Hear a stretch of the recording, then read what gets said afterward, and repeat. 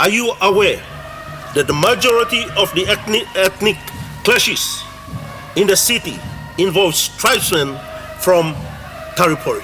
Tari-Pori, and I accept the fact that they got good opposition leader, deputy opposition leader, as labeled Tari and Pori people in his raw, naked form.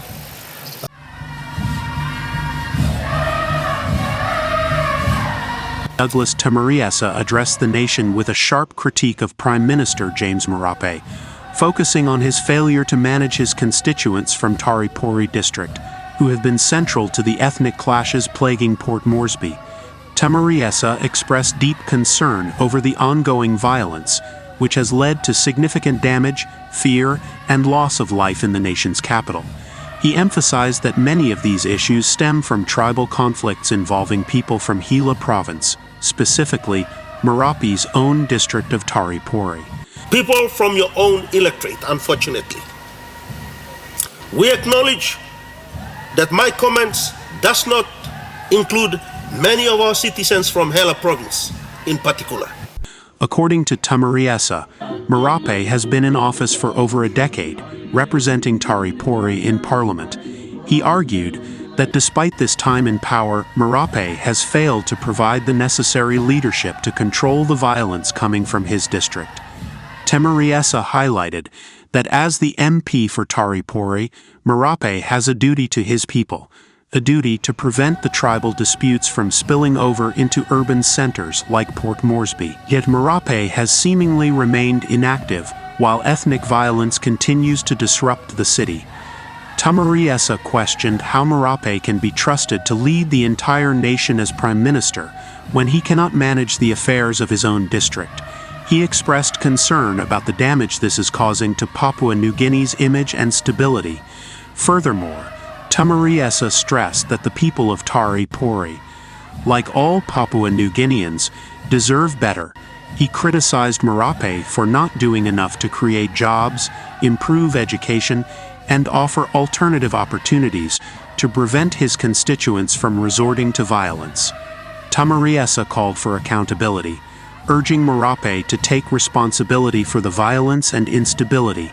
He stated that as the leader of both his district and the nation, Marape must act to bring order to his constituency and prioritize development. Tomuriesa's speech concluded by asserting that if Marape cannot lead his people towards peace and stability, it may be time for new leadership, as Papua New Guinea deserves better. Whether it is Tari-Pori, and I accept the fact that they got good opposition leader, deputy opposition leader, as labeled Tari and Pori people in his raw, naked form.